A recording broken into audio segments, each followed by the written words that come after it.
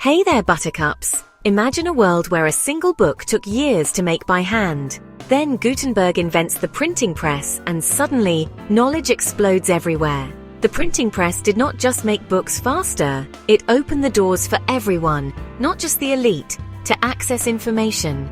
Today, we are diving into 8 wild ways this invention flipped the world upside down. Actually, the Chinese were the first to develop the printing press, with carved woodblock printing originating in China during the 7th century. The movable type printing was invented by Bisheng, a Chinese artisan, in the 11th century. He created individual characters from clay, which could be rearranged for printing. This innovation further advanced the printing process, allowing for quicker and more flexible production of texts. These innovations laid the groundwork for later printing technologies used around the world. Chinese printing techniques spread to other East Asian countries, including Korea and Japan. The first known printed book using movable metal type was produced in Korea in 1377. However, the European printing press, developed by Johannes Gutenberg in the 15th century, was based on earlier Asian technologies, but introduced significant improvements that allowed for mass production in Europe.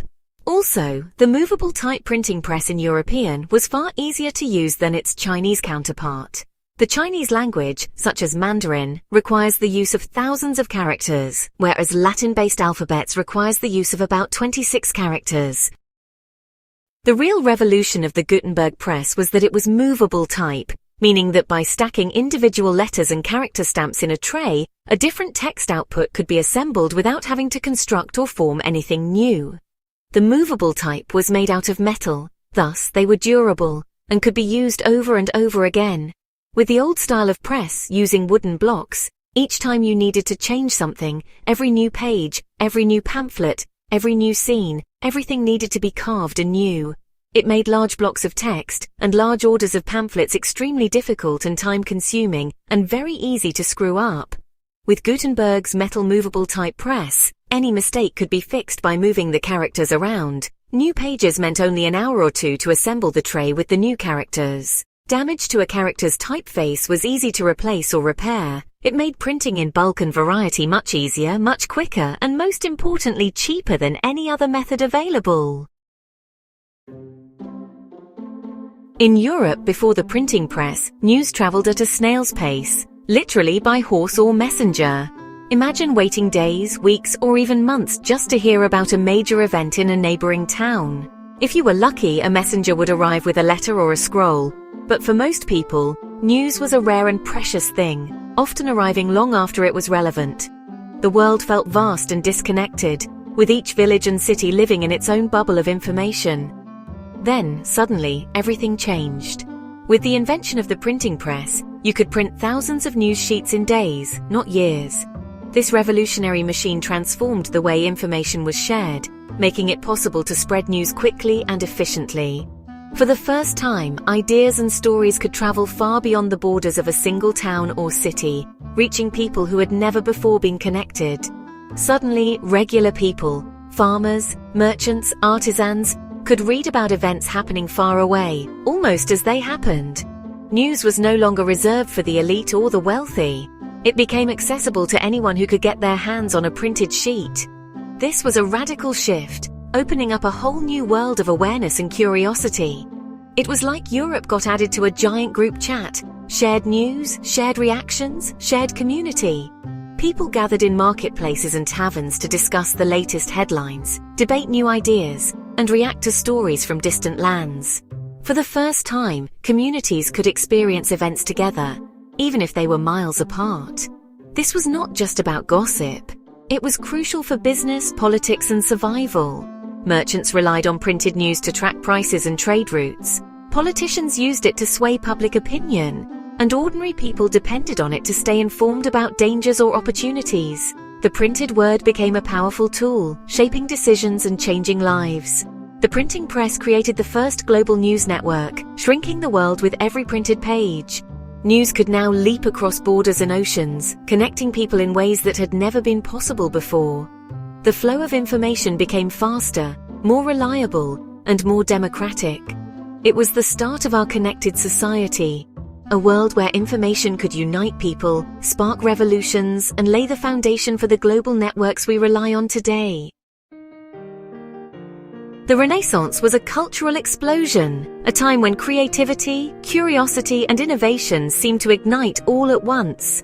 In cities like Florence, Venice, and Rome, artists, scientists, and philosophers gathered to share ideas, debate, and push the boundaries of what was possible. Streets buzzed with excitement as new discoveries and masterpieces emerged almost daily, and the air was thick with the promise of change. But before the invention of print, this incredible energy was mostly confined to a handful of wealthy cities and elite circles.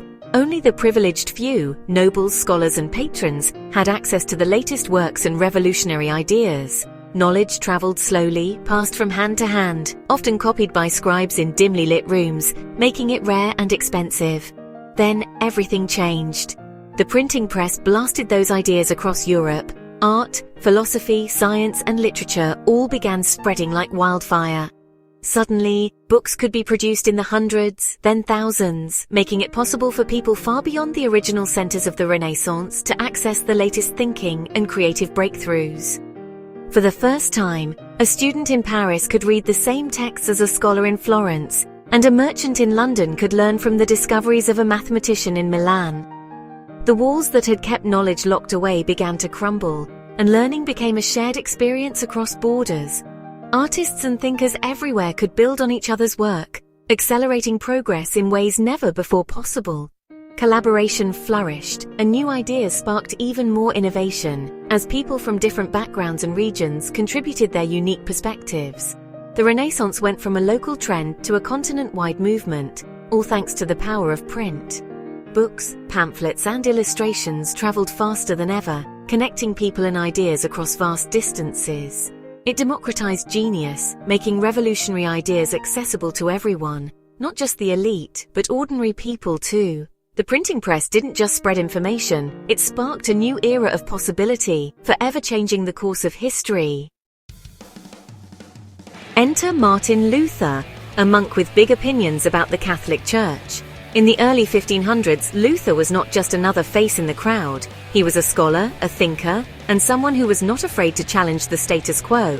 He saw corruption and excess in the church, and he believed it was time for a change. But how do you get your message out when the most powerful institution in Europe wants to keep things quiet? He writes his 95 Theses, a list of arguments and questions challenging church practices, and thanks to the revolutionary new technology of the printing press, his ideas go viral, fast. What once would have been a local dispute suddenly became a continent-wide conversation. Suddenly, people across Europe are reading his critiques in their own language, not just Latin. For the first time, ordinary people could access these radical ideas directly, sparking debates in homes, taverns, and marketplaces. Luther's writings become bestsellers, shaking the foundations of the church. Church officials scramble to respond, but the genie is out of the bottle. The more they try to suppress his message, the more curious people become. The press gave him a direct line to the public, bypassing traditional gatekeepers. Suddenly, anyone with access to a pamphlet could join the conversation, and Luther's words spread like wildfire. The Protestant Reformation was not just a religious movement, it was a print-fueled revolution. The printing press turned ideas into action, and action into history. It connected distant towns and cities, uniting people under a common cause. Luther's fame and influence were inseparable from the technology that spread his message.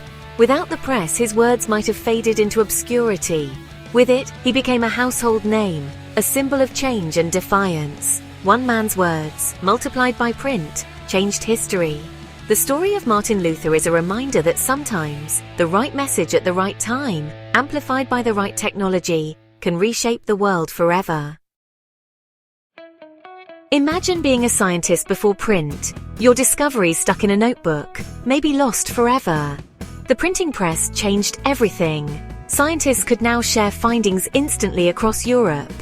Knowledge became standardized. No more errors from hand copying. Scientists could build on each other's work, debate, and refine ideas in public. The result? The scientific revolution, powered by collaboration and rapid information sharing. Progress went from isolated and slow to collective and fast. The printing press made modern science possible. Before print, fringe thinkers and radicals were easily silenced. The printing press was like the first indie podcast. Anyone could publish, even if their ideas were controversial. Outsiders, early feminists, radical theorists, mystics finally had a platform. Sure, it was risky, but forbidden books found ways to circulate. The press created a space for dissent, challenging the status quo. Progress often comes from the fringe, and print made sure those voices could be heard. It kept the conversation open and society evolving. As critical and alternative opinions entered the public discourse, those in power tried to censor it. Before the printing press, censorship was easy. All it required was killing the heretic and burning his or her handful of notebooks. However, after the printing press, it became nearly impossible to destroy all copies of a dangerous idea. And the more dangerous a book was claimed to be, the more the people wanted to read it. Every time the church published a list of banned books, the booksellers knew exactly what they should print next.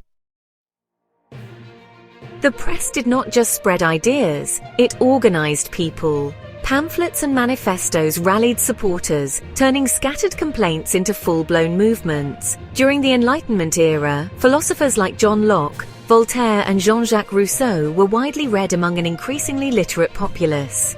Their elevation of critical reasoning above custom and tradition encouraged people to question religious and the ruling class's authority and prize personal liberty. Think of the American and French revolutions. Print was at their core. Thomas Paine's common sense fired up colonists for independence.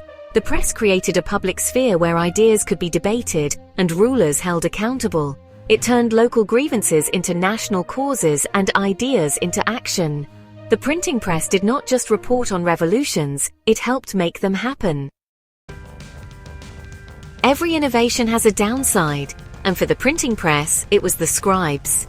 These skilled artisans spent years copying books by hand until print made their jobs obsolete overnight. Why pay for one handwritten book when you could get hundreds of printed ones? Some scribes adapted, but many lost their livelihoods. It is a tough reminder. Progress often leaves some people behind.